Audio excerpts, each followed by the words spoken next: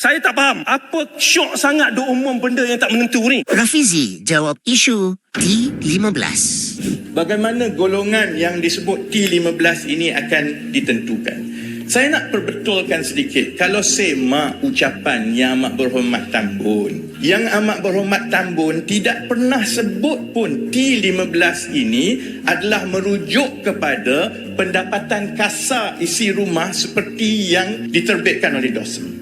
Tak pernah sebut. Dia hanya sebut golongan T15.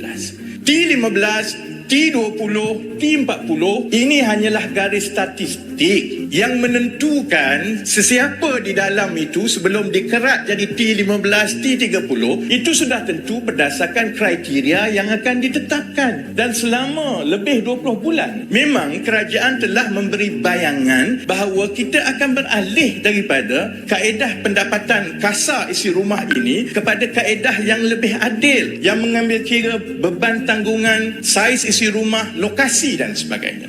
Sebab itu, Kementerian Ekonomi telah membentangkan sejak tahun lalu cadangan bahawa penilaian kelayakan sesuatu isi rumah beralih dari kaedah pendapatan isi rumah kasar kepada pendapatan boleh belanja bersih isi rumah ataupun net disposable income dengan izin Tan Sri Yang Di-Pertua untuk mengambil kira perbezaan kos sara hidup mengikut lokasi, saiz keluarga dan sebagainya. Tidak ada, saya tengok ahli dewan yang berbahas, ada lebih kurang 76 orang yang menyentuh isu ini yang menyokong pengkelasan mengikut pendapatan kasar isi rumah seperti yang ada sebelum ini. Masalahnya, secara perinciannya, kalau kita menentukan 85% golongan yang layak ini mengikut kedudukan sosioekonomi berdasarkan lokasi, berdasarkan jumlah isi rumah, anak berapa, berdasarkan pendapatan dan tanggungan-tanggungan yang lain, sepatutnya kita tahulah, kita tidak akan ada satu garis nasional. Kerana kalau ada satu garis nasional, kalau kita letak katakanlah 12,000 di Kuala Lumpur, maknanya dari segi perbelanjaan dan kuasa ekonominya berlainan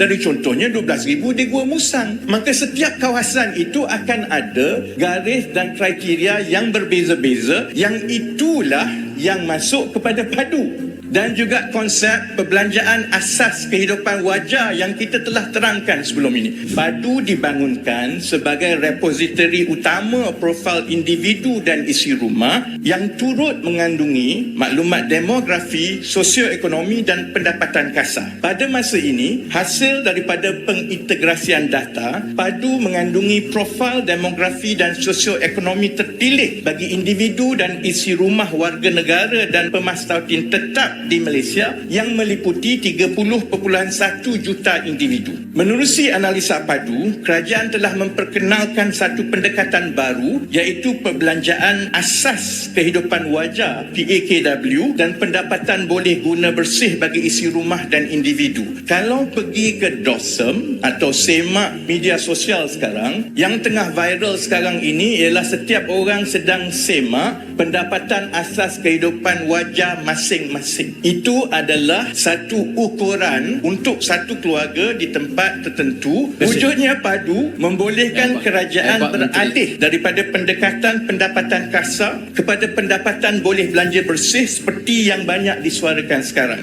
Dan PAKW, perbelanjaan asas kehidupan wajar, merujuk kepada jumlah perbelanjaan bulanan yang diperlukan oleh sesuatu isi rumah dan individu untuk mencapai kehidupan wajar yang memenuhi keperluan, kehendak dan kemampuan untuk menyertai aktiviti kemasyarakatan. Ini memang telah mengambil kira contohnya entertainment, contohnya belanja yang lain, bukan mengikut garis kemiskinan. Dan nilai PAKW ditentukan oleh dua faktor utama iaitu lokasi dan ciri demografi seperti umur, jantina dan saiz isi rumah. Oleh itu, nilai PAKW bagi setiap isi rumah adalah berbeza-beza bergantung kepada ciri-ciri demografi dan juga lokasi tempat kediaman. Untuk mereka yang nak ambil tahu lagi, boleh semak di app yang telah dilancarkan oleh DOSM dan boleh tahu PAKW di kawasan masing-masing. Oleh itu, pengelasan mereka yang layak atau tidak layak untuk menerima subsidi RON 95 adalah berdasarkan kepada pendapatan boleh belanja bersih, dan hasrat kerajaan adalah sehingga 85% dari isi rumah mengikut kaedah ini akan menerima subsidi kerana ia adalah lebih adil dan saksama. Cuma pada peringkat sekarang ia perlu diperhalusi kriterianya kerana hendak dilaksanakan, dan perkara ini sedang diperhalusi oleh Kementerian Ekonomi dan Kementerian Kewangan, dan keputusan akhir itu akan dibentangkan kepada jemaah menteri dan kemudian akan diumumkan kepada rakyat.